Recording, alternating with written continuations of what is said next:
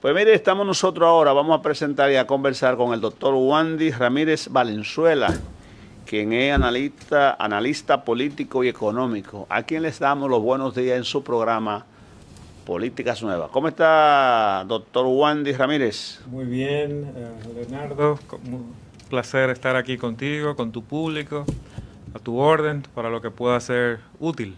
Bueno, usted estuvo aquí durante el proceso electoral en varios programas, Sí. Y luego se nos desapareció y lo hemos encontrado nueva vez. Estuve bien. Rápidamente, aunque el proceso electoral todos sabemos ya los resultados, usted como analista, ¿qué usted vio en ese proceso y si realmente el presidente Abinader ganó las elecciones de forma legítima?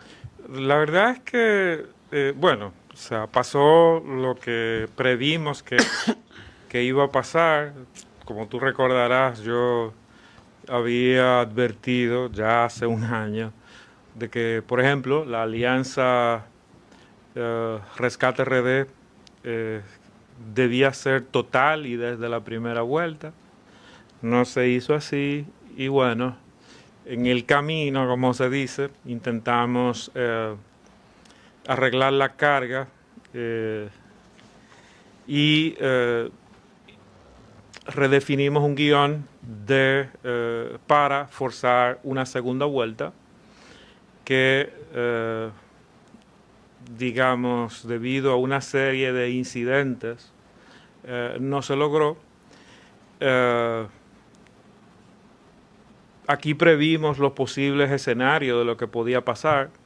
Nosotros dijimos aquí que el PRM, por ejemplo, no sacaba más de un 47%, porque precisamente eso fue lo que sacó en la mejor encuesta que se ha hecho en este país, que fue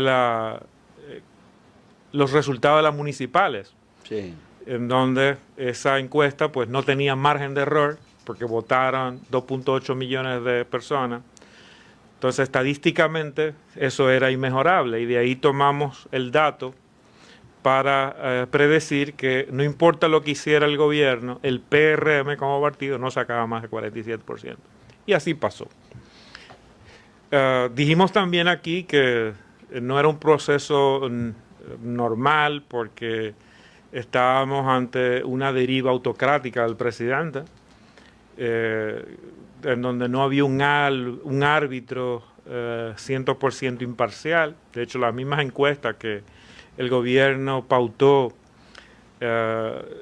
dudaban de la credibilidad de ese organismo, de la Junta Central Electoral. Román Jaques pues se veía como una persona genuflexa. Eso se verificó cuando en febrero le depositaron a los partidos políticos los recursos 24, 48 horas antes, de modo que no pudieran monetizar ese dinero porque ya los bancos estaban cerrados. Eso hablamos en las elecciones municipales. Sí, pero que es un indicador de lo que estoy diciendo, de que no teníamos un árbitro imparcial porque se prestó a las travesuras del gobierno. Por lo tanto, el presidente de la Junta se comportó eso no es el sentir, Wandy, que hay en la población. como una persona genuflexa. La gente ve que Román Jaques y su equipo hizo una labor loable y hubo poco escarceo en las elecciones. Sí, una cosa es lo que ellos con el poder mediático que tienen posicionan y otra cosa son los hechos. Aquí estamos citando los hechos, lo que pasó. O sea, desde el punto de vista de la data, dijimos lo que iban a sacar y eso salió. Desde el punto de vista de lo que decían las encuestas, el índice de credibilidad de la Junta Central Electoral era 43%. Y ahí hay un hecho que certifica esa falta de credibilidad. O sea, ellos se comportaron a su altura, a su nivel, ¿no? Y así sucesivamente pasaron una serie de eventos. Al final, pues, ¿qué tenemos? Habían posibles escenarios. Un escenario, y lo dijimos aquí, hablamos de eso, era eso, que el presidente no ganaba en un escenario normal. ¿Qué era un escenario normal? Un escenario en el que había un árbitro imparcial, un escenario en el que los partidos pues tenían los recursos, un escenario en donde había un estado de democracia, y bueno, se verificó que no, porque también hay indicadores que dicen todo lo contrario, como por ejemplo el que ya cité, de el atentado a los partidos y por ende a la democracia, la famosa ley del DNI, la intención de suprimir la libre opinión. O sea, todo eso son indicadores que nos llevan a lo que yo hoy ya he definido como una anocracia. ¿En qué medida, Wandy, el uso excesivo de recursos del erario, dinero, tarjeta del programa Supérate, plancha de zinc, madera,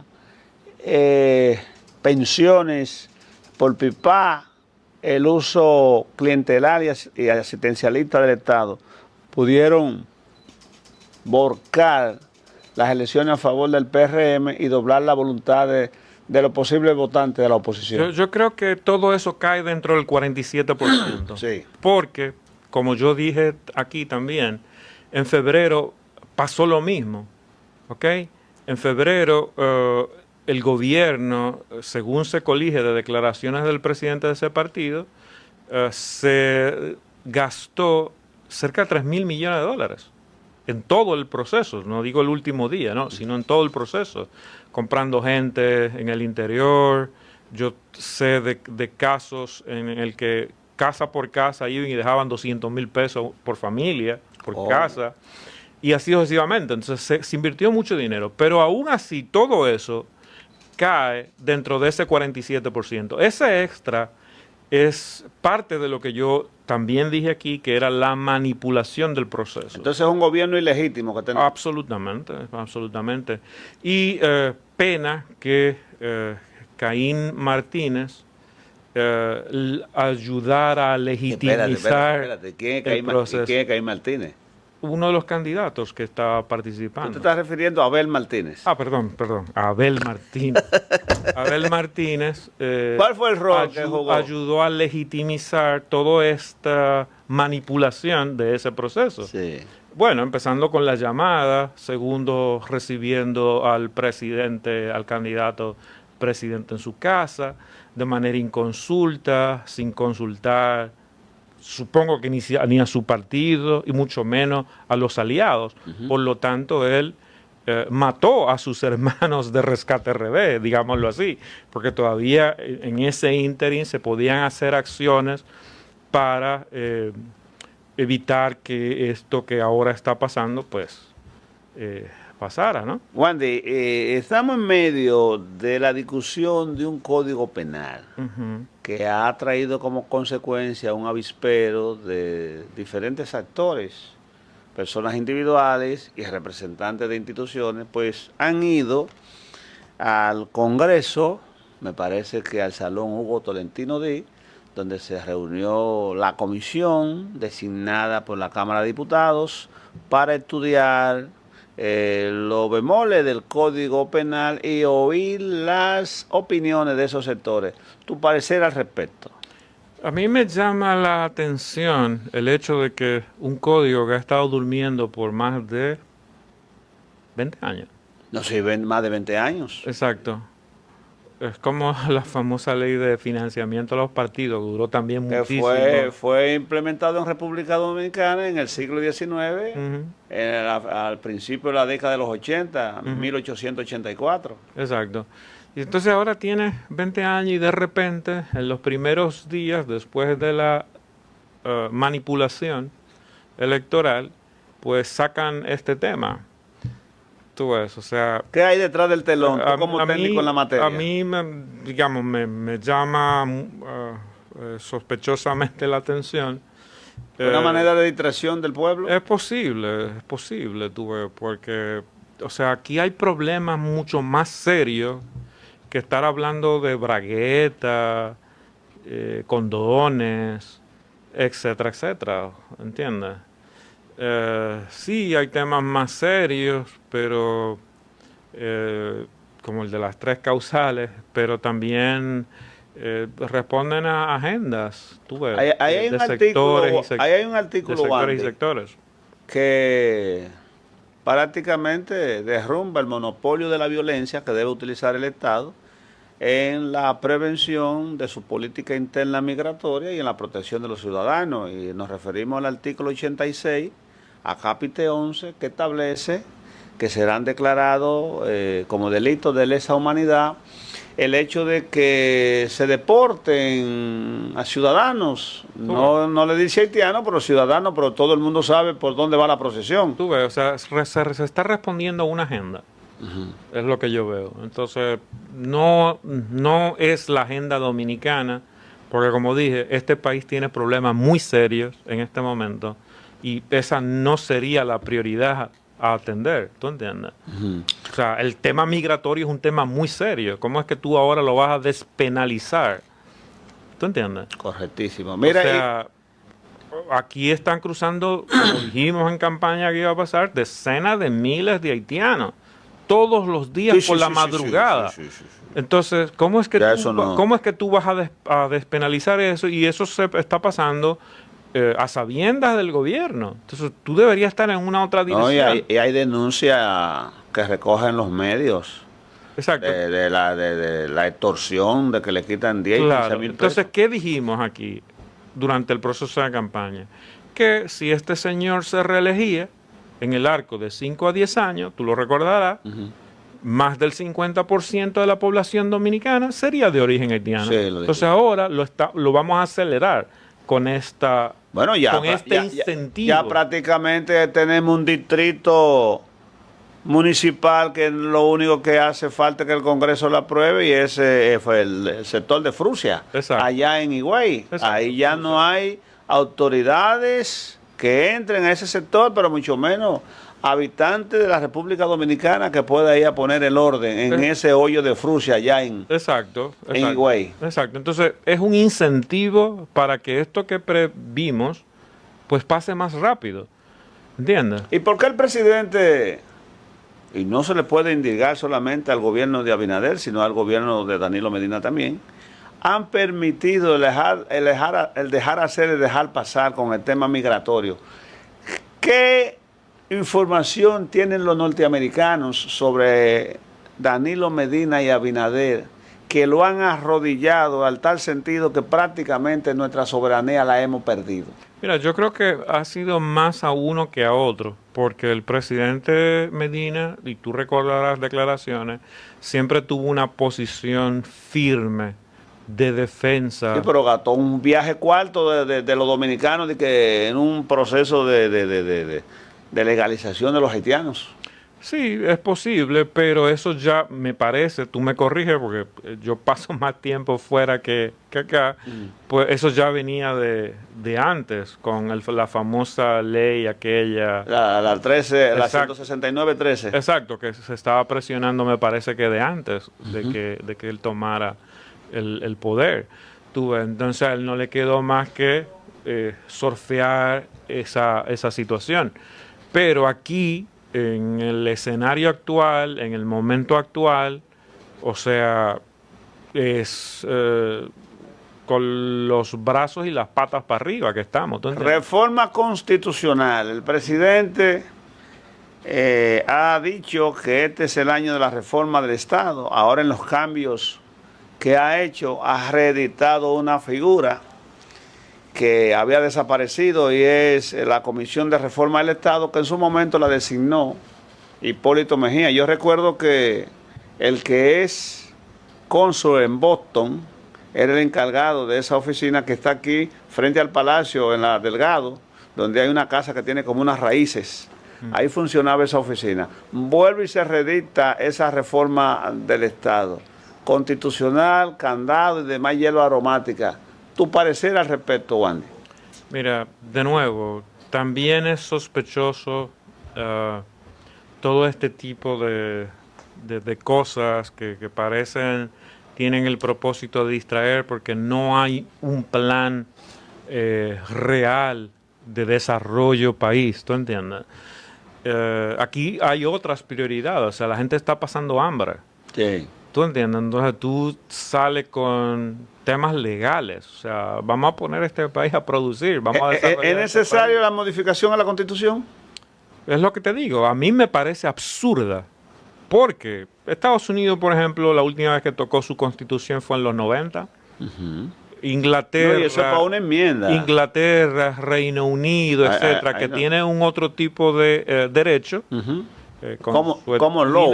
Exactamente, como law, prácticamente no tiene una constitución escrita, plenamente dicho, ¿entiendes? Sí, es cierto. Van haciendo leyes según la jurisprudencia, según el tiempo, ¿tú entiendes? Entonces, no es importante. Entonces, aquí las cosas, este presidente las hace de manera meladaganaria, que si un candado, que si no sé qué. Eso es irrelevante en este momento. ¿Por qué no lo hace en el 2027? ¿Por qué no lo hace en el 2027? El artículo 124 de la Constitución de la República no es el mejor candado, porque establece que el presidente que esté de turno y la vicepresidenta no podrán repostularse. No, el presidente que esté de turno no podrá repostularse ni como presidente ni a vicepresidente. Y está ahí el nunca jamás. Es decir, el presidente Luis Abinader en el 24, según establece el artículo 124 de la Constitución, no puede presentarse como candidato a la presidencia ni como a vice. Él terminó su periodo y va a bailarle para su casa, que es lo que nosotros entendemos que se debe institucionalizar y fortalecer. Un presidente, si el pueblo lo cree de lugar, 8 años, como los Estados Unidos, y para su casa, ¿no? Claro. Porque, por ejemplo, Barack Obama, Bill Clinton, que son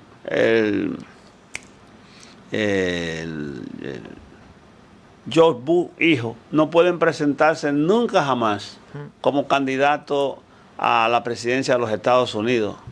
Entonces, ¿qué acontece? ¿Por qué el presidente quiere cambiar un candado Yale que tiene nuestra Constitución de la República por un candadito carabelita que se abre con un alón de una gente? Sí, es lo que te digo, es altamente sospechoso.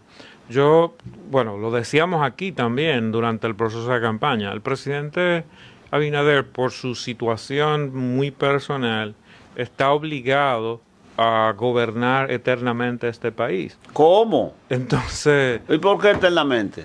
¿Por una dictadura? Sí, más o menos. O sea, en este momento estamos en lo que yo he llamado una anocracia. No es democracia, no es autocracia. Explícalo a lo de ano, porque como que medio suena raro. No, viene de anomía. Oh, perfecto. ¿Okay? O sea, no hay propiamente una definición de una cosa o la otra, tú ves. O sea, aquí yo cité ahorita indicadores de la deriva autocrática, dictatorial del presidente Abinader. Entonces, no hay una plena democracia técnicamente hablando y no hay, o hay una especie de dictadura light, ¿tú entiendes? Entonces, el presidente está obligado a hacer ese tipo de cosas por su situación muy personal de cómo él llega al poder en el 2020, ¿tú entiendes? O sea, él en algún momento se va a tener que bajar de ahí, o lo van a bajar de ahí, y él va a tener que ir a dar cuenta. ¿Cómo que él llega? ¿Dile al público? ¿O qué cosa anómala cometió él siendo candidato en el 20? Lo hemos dicho aquí, sus amigos están presos en Estados Unidos. Los que le financiaron la campaña en el 20 están presos. ¿Tú hablas de Miguel Gutiérrez? Y otros de Yamil Abreu. Y otros tantos, ¿entiendes? Están presos. Y a esas personas que la fiscalía de allá, vamos a decir así, la Procuraduría, el Ministerio Público, como queramos llamarle, negoció con ellos 5 años a cambio de revelar toda la información. Ellos revelaron toda la información, pero le cantaron 16 en vez de 5. Sí, ¿no? Entonces, 16 y 5 en probatoria en el caso de Miguel Gutiérrez. Exacto, entonces el expediente está completito, está claro. Entonces este señor va a tener que ir a decir algunas cosas por allá. Dijiste hace un momento que se está pasando hambre en la República Dominicana y según el Banco Central, la canasta familiar básica de los quintiles cuesta, la básica no, bueno, la básica con lo que se mantiene en la familia está por encima de los 45.225 pesos. ¿Y cómo consigue un pobre todo ese dinero que apenas llega quizá a un salario de 20.000 pesos? ¿Cómo subsiste la gente? Bueno, explícate. Según Statista, una página de estadísticas globales, el salario mínimo en República Dominicana anda por los $205.